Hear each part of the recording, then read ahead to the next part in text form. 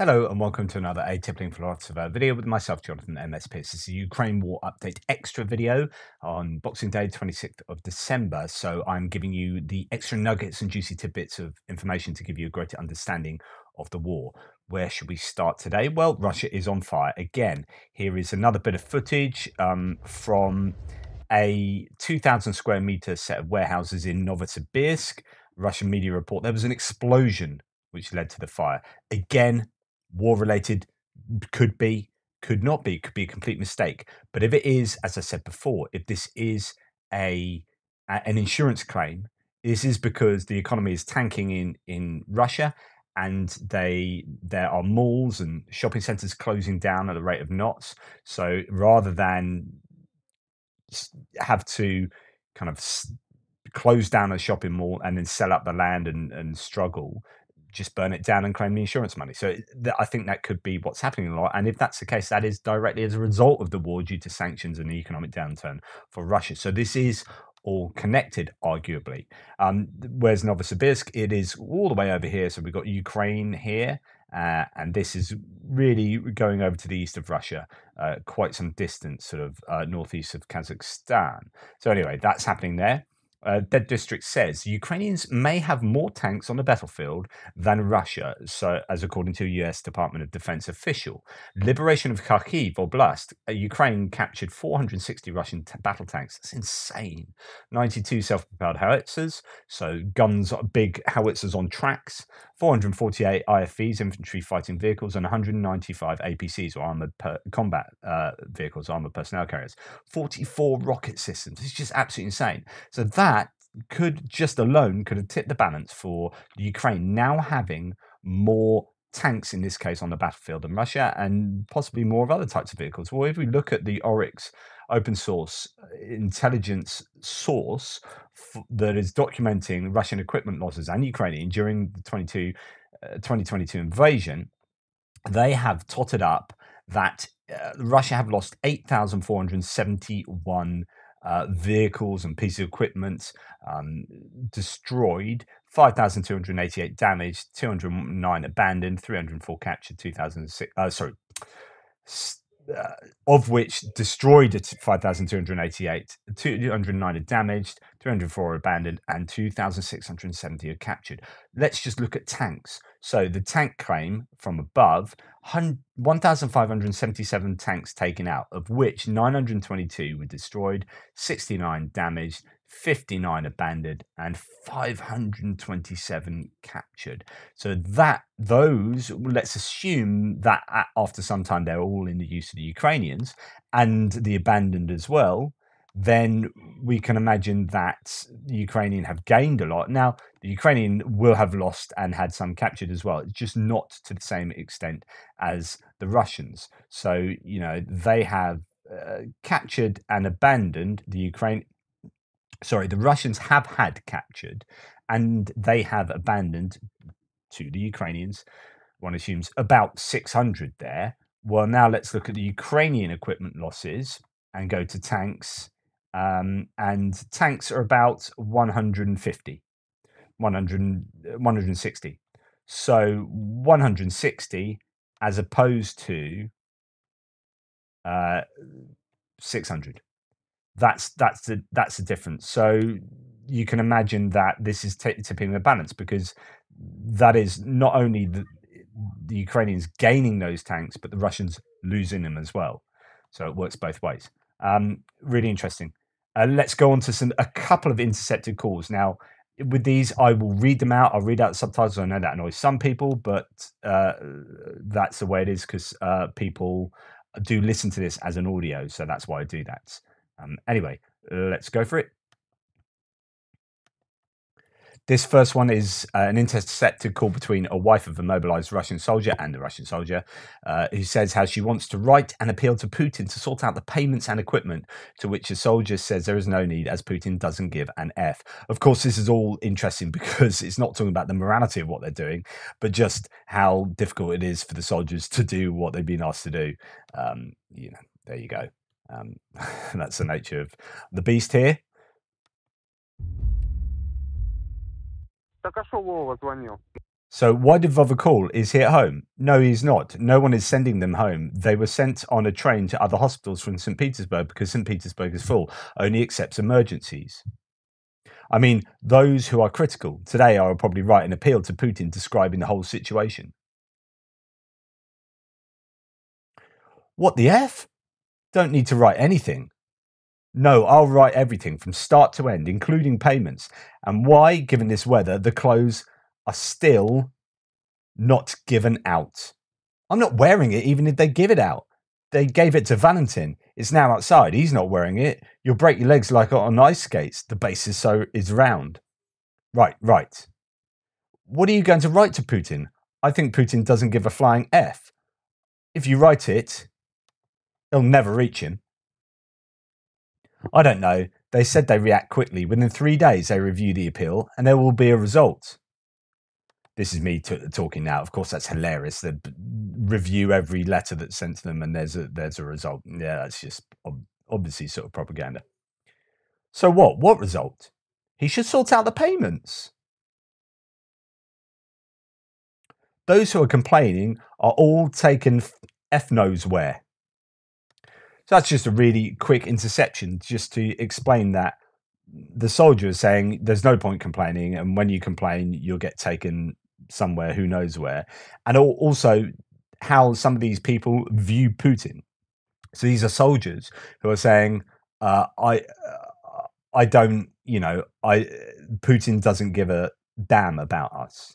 Now, if that's what people on the ground are thinking, then obviously they'll be questioning why they're fighting, the morale will be low, so on and so forth. So there's a lot of reading in between lines you can do here, a lot of inference about these kind of calls. Well, the second one is an intercepted call where a Russian soldier describes how his commanders are afraid of going out of trenches, how a captured Russian tank is now firing back at them, and more. Another short call, and there'll be two people talking, but I'll try and differentiate the voices in such a way that you understand.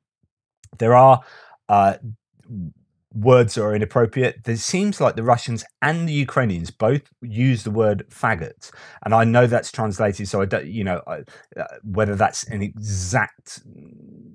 It's always difficult when you're translating, but that seems to be a really common insult that is used and still used an awful lot with the Russians and Ukrainians. I've seen that in quite a lot of translations. So excuse me for saying that, but that's what they say. So it starts off with, this is what our staff head does. The idiot battalion commander and his whole faggot entourage, they piss in bottles and give soldiers to throw them out. So that's the opening speaker.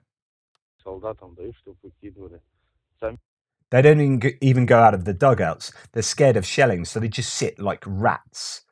Again, inference here. This is what they think of their commanding officers. There's an absolute distaste for the command hierarchy here that's very obvious. So to continue. Oh, the Holhols woke up. We have a rumor that they should withdraw us by the 14th, disarm and send to Luhansk, and from Luhansk, allegedly to the border. Then to Milarovo. From Milarovo to leave. It's all lies and BS. We're being effed over. They're giving you hope. Nah, they can withdraw us to Luhansk and we'll stay in Luhansk. At night, we caught 20 of our runaways.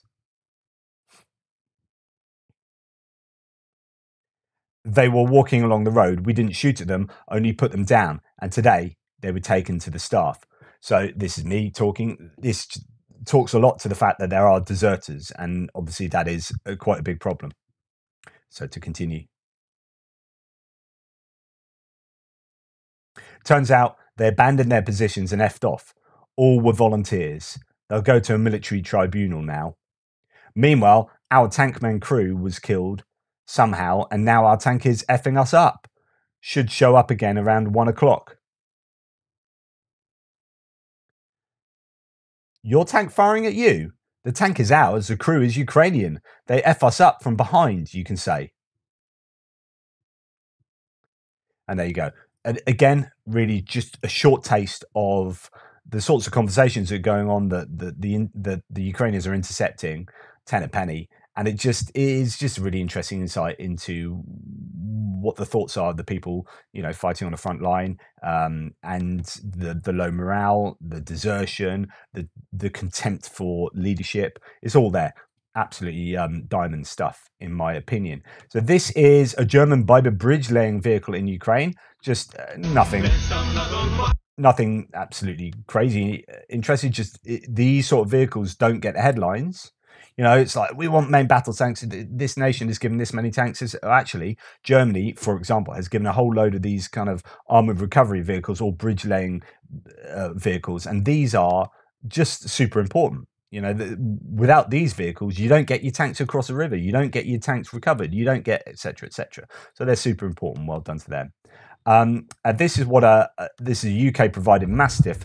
This was hit with a tank shot, right? And this is, not a good look.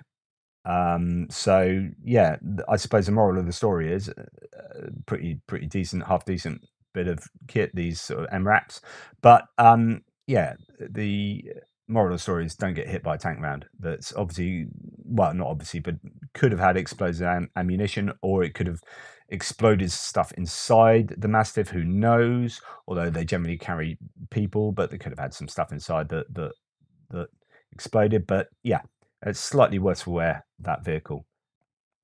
Okay, on to the next thing. France has trained 40 people on Caesar use. So there are 40 Ukrainians trained for use of these self-propelled howitzers, these self-propelled guns, SPGs. These are decent pieces of kit. They have really long range.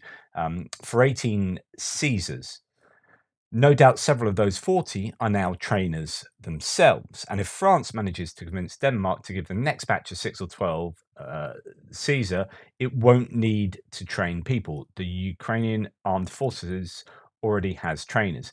What this is saying is that there's this, and you could imagine this is the case for all sorts of different pieces of equipment that Ukraine have been given or sold or whatever. Now, they have been using these things far more in their proper context, i.e. war, than any of the trainers that have helped them to learn how to use these pieces of kits to a basic level have ever used them. So now that you've had these people operating Caesar, literally for months on the front line in battlefield mode, these guys will be far better at knowing the ins and outs of these pieces of kit, the problems to have with them, the workarounds, quick fixes, and all that stuff, and how to use them effectively in real life, if you like, than the people who have been training them. So now they've got this kind of self-sustaining model, which means that the Caesars that come along now, they don't need the French trainers to train them. They can probably train themselves, and they can themselves become trainers for other nations. Say, look, hey, we've used these. We're experts at these now. We can help you guys out. And this is what a lot of people have been saying. NATO and the West and UK and US forces have been saying that. Do you know what? We're going to start being trained by the Ukrainians in warfare and urban warfare and all these kind of dimensions of modern warfare and of conflict. The Ukrainians are going to be far better equipped to deal with problems and far better able to train other soldiers and other forces around the world. It's just, the worm is turned, if you like. So I think that's pretty fascinating. Okay, this is Shashank Joshi. Actually, no, I'm going to leave that to the end. Sorry, that's in the wrong place because my mouse isn't working. Because that's a completely different subject, but worth considering. So this this strikes me as a pretty risque approach to partisan activity. So this is in Donetsk, and someone has come up to a car with a Z symbol on it, i.e. it's a pro-Russian vehicle. Whether this person knows the owner of this vehicle, maybe it's some high-up person or whatever, some actually targeted individual's car, or whether it's just a random car that they've seen the Z on and thought, right, I'm going to have a go at this. I just find this really risky because this guy almost burns himself to, so runs up. I say guy, it could be a woman. Throws this kind of flammable stuff. And oh, it's leaked everywhere. I'm amazed it's not on their clothes and they haven't ended up burning. Anyway, it's just a good sign when you've got partisan activity taking place all around the occupied regions. I think it's a good sign for Ukraine and a very bad sign for Russia, because not only are they kind of looking forward on the battlefields and thinking about all the threats from afar, if you like, or from over there. We know there are threats over there, but then they're thinking of aerial threats, and they're considering, you know, drone activity and X, Y, and Z. And then it's like, but we also have to consider people that we are supposedly, you know, in charge of, our own. You know, we've liberated these regions, and it turns out they don't really like us, and they're trying to set fire to us or blow us up or do this. It's just like, that's really difficult. Okay, the penultimate thing I'm going to talk about is Bakhmut, because, you know, Bakhmut. What is Russia's plan to win the Battle of Bakhmut? I took a closer look on recent events, topography, and decisive areas of Bakhmut and its surroundings. Russia is likely trying to form an encirclement, encirclement threat to force the Ukrainians out of the city. This is how it could go. So apparently this is a thread worth reading, just to show you the map here. So we have Bakhmut city there. If we come up here, we've got Bakhmutska and Solidar just up here. We've got Pidorodna there, and down south we're going to have Opitny and Ivanohrad here, and then Klishchivka here, and further down south there is Ozaryanivka and Kurdyumivka. There's high ground here near Ivanivska. So Ivanivska is just sort of behind Klishchivka, and there was claims that the Ukrainians were trying to drive towards Ivanivska, sort of between Klishchivka and the south of the city, where you've got this kind of I suppose fields here, but this is where the ground raises up here to an elevated position. So Bakhmut sits in a depression, if you like, a sort of river valley. As you can see, the river is coming down here, so this will be the lower ground, and the higher ground rises up here, and then likewise to the east. So let's continue. That's just to give you your bearings. There are 3 paved roads out of the city. Usually Ukraine stubbornly holds cities and even smaller villages until the very end. Ukraine will not leave Bakhmut until at least 2 of its 3 lifelines are cut or under imminent threat. Russia will likely try to target these.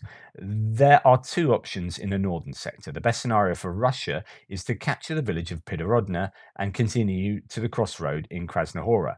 However, Russia has tried to capture Pidorodna for some time already with no success. So let's have a look at that map again. Here's Pidorodna there. And if we go north to Solidar and Bakhmutska, it's always been a case of like, okay, try and capture Pidorodna. Okay, can't do that. Try and capture Bakhmutska and Solidar. Okay, can't do that. Try and capture Yakovlivka, which is just further up here. And in fact, that's where they have had success. And it's containing the Russians there, so they don't have a larger encirclement. But really, initially, they would like to sort of encircle from around here. But these are the main roads. They've obviously you know, unable to supply directly from the south through Opitny, but there are other roads that feed into Bakhmut. And when the Ukrainians were, the Russians were able to force away as far forward as here. So this is, I think that's where the petrol station is, gas station that I've talked about in previous weeks. They've arguably got some kind of fire control maybe over these roads here, but of course that would require artillery getting closer to the front line. But certainly, you know, there is some kind of threat to these roads. We have seen bridges along here get blown up. We're unsure whether the Ukrainians themselves did it or some people claim the Russians did it. But anyway, again, further context. The other option would be bypassing Pidorodny and cutting the road near Yahidne. This would be less optimal, as securing the flanks for further advance would be more difficult. The crossroad at Krasnohora gives Russia more room to maneuver. So let's go back to that map here. So this is Krasnohora, and that I presume is going to be this is a crossroad that they're talking about here.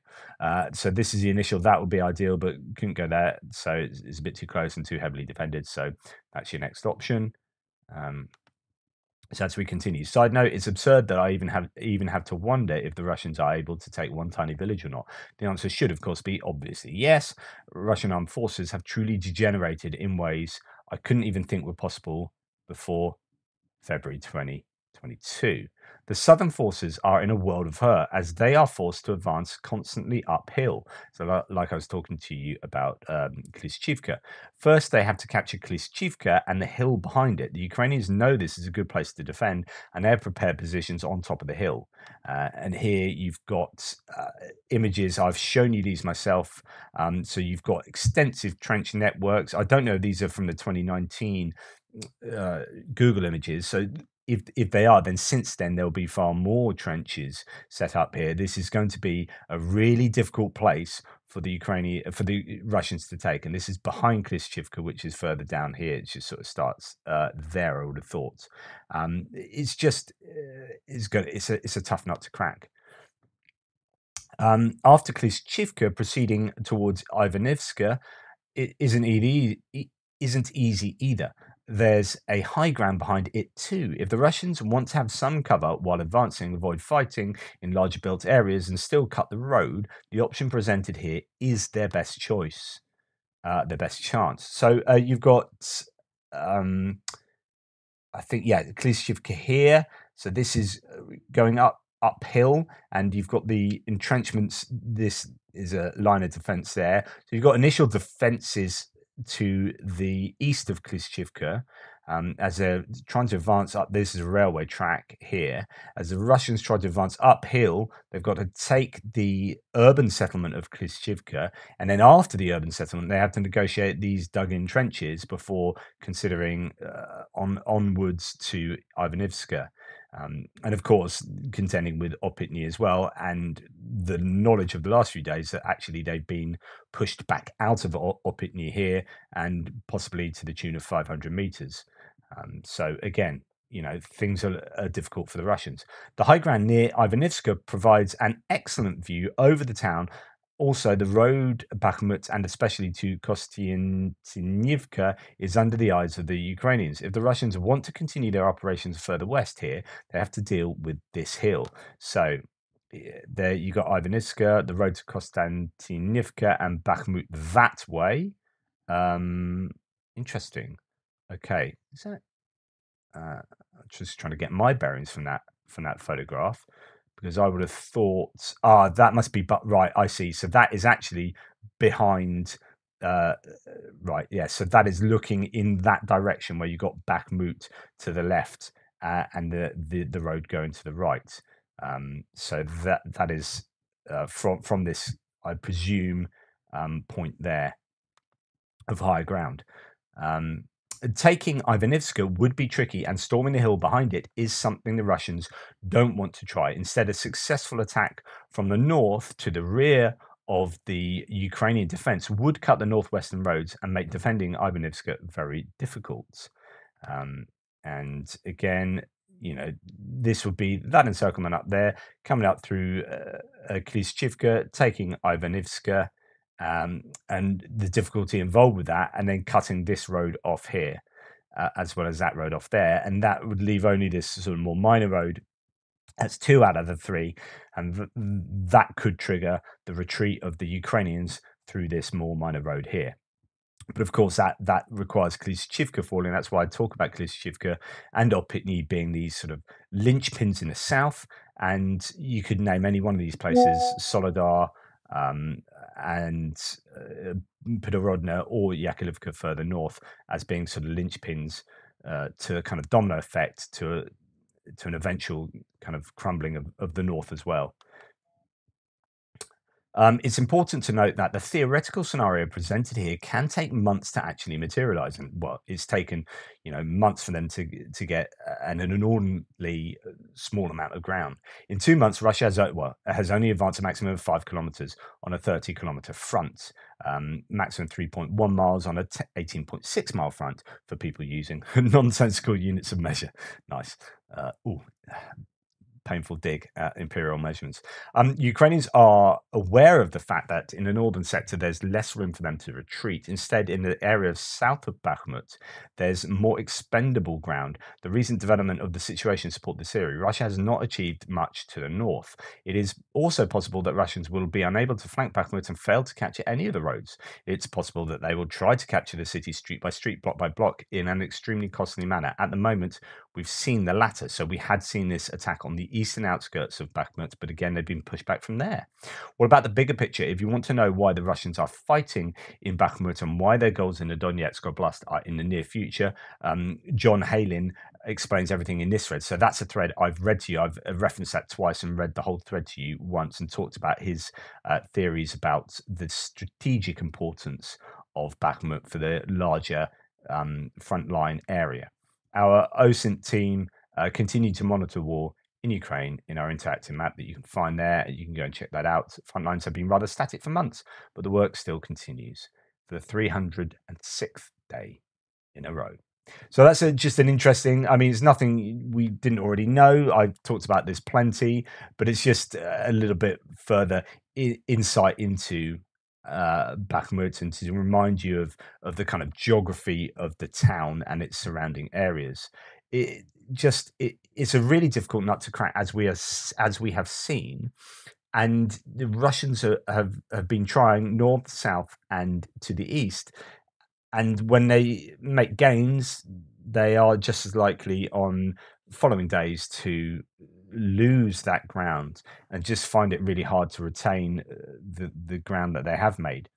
But yes, they are getting closer and closer, but it's whether there is a kind of a stasis that we're going to see now that is going to be hard, really arguably impossible for them to advance any further without huge amounts of reinforcements. That may come in the spring offensive. We could see huge amounts of mobilized troops thrown into Bakhmut.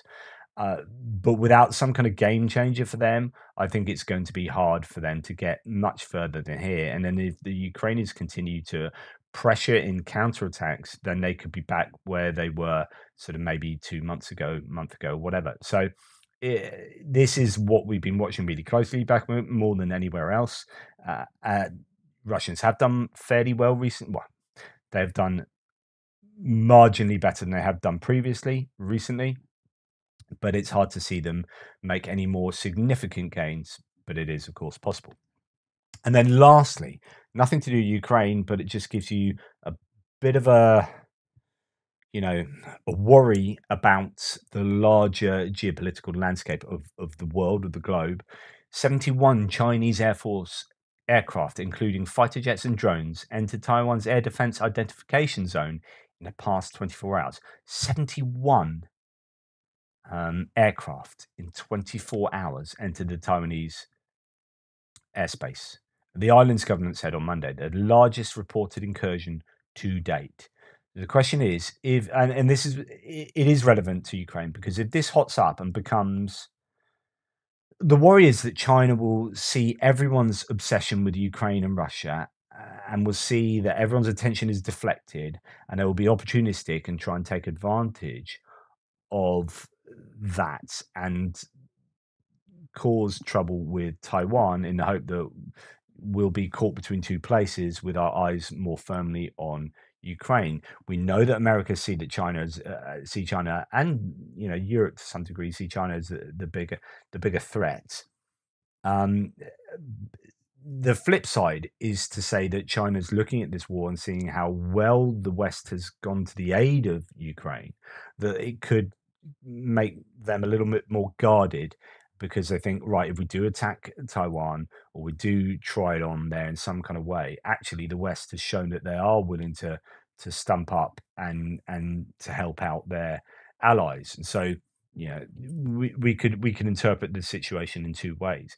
This is not good news, of course, in any way. So it is a worry, and something to look out for in the coming days and weeks, I guess. Thank you so much for watching and for indulging me. Please continue to support the channel by liking, subscribing, and sharing, and all the other ways I always talk about. So it's all down in the description below. You can buy my books, you can use Buy Me a Coffee, and all those kind of things if you're willing and able. But thank you so much for those who have. And Toodle Pips, I will speak to you tomorrow.